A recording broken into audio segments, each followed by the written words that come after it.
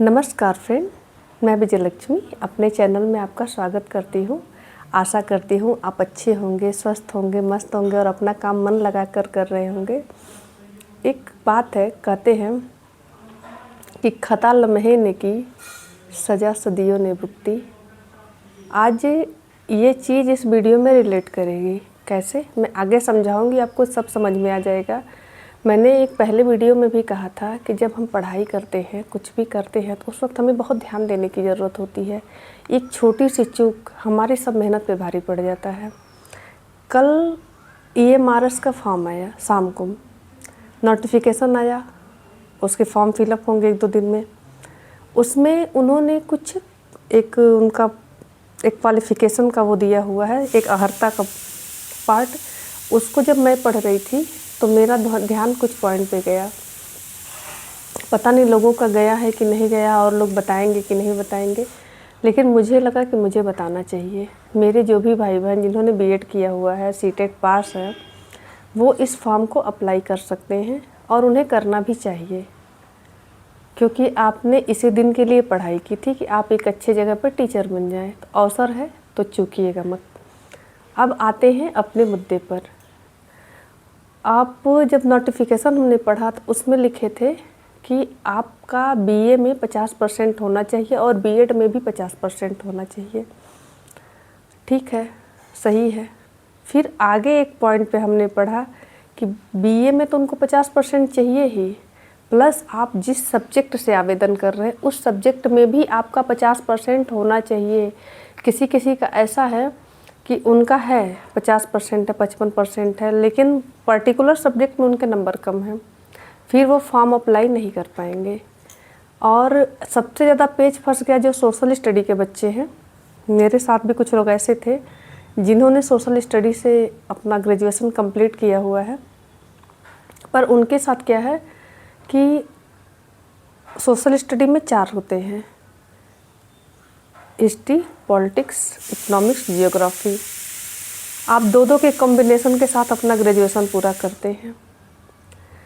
तो उसमें जो मांग रहे हैं वो उनका इस बार ऐसा उन्होंने चार्ट बनाया हुआ है कि जो 3 साल का आपका BA है, तीनों साल में 50% आपका सब्जेक्ट में होना चाहिए, मतलब जिस सब्जेक्ट से आप आवेदन कर रहे हैं।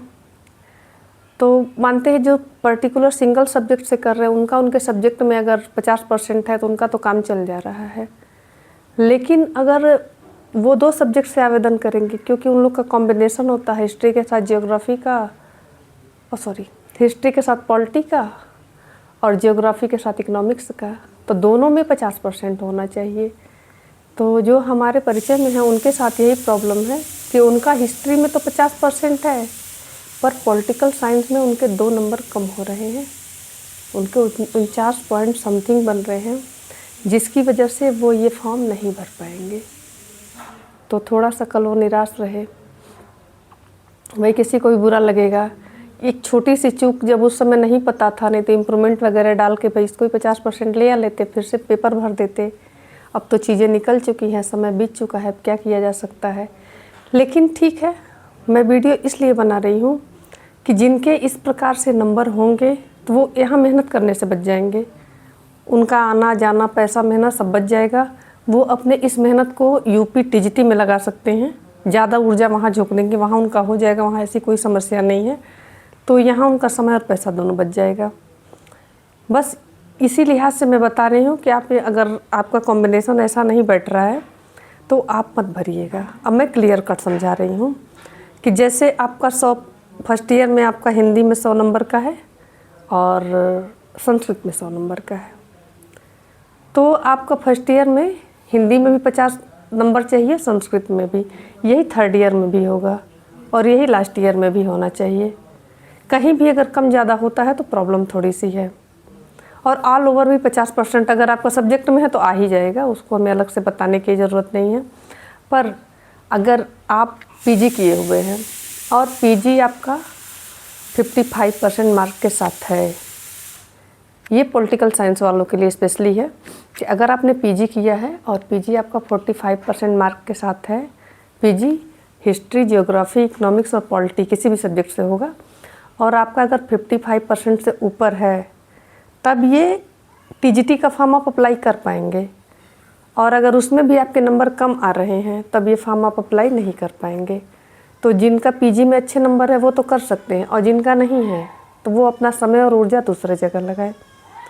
ये एक छोटा सा मतलब वीडियो था जो मैंने बताने के लिए बनाया था कि जिनको जानकारी ना हो या जिनका पेज फंसे, पता चले कि अगर बेचारा एग्ज़ाम पास करके इंटरव्यू में या डॉक्यूमेंट वेरिफिकेशन के टाइम अगर बाहर कर दिया जाएगा तो उसको ज़्यादा तकलीफ़ होगी। इससे अच्छा है कि वो अपना समय, अपना ऊर्जा, अपना पैसा कहीं और लगाएगा और सार्थक जगह पे उनका सिलेक्शन हो जाएगा। तो एक जागरूकता वीडियो था, आप लोग के काम का होगा। जैसा भी होगा अपना कॉम्बिनेशन आप मिला लीजिएगा। अगर कुछ बातें नहीं समझ में आएंगी तो कमेंट करिएगा, मैं आपको रिप्लाई करूँगी। मिलते हैं नेक्स्ट वीडियो में, तब तक के लिए नमस्कार।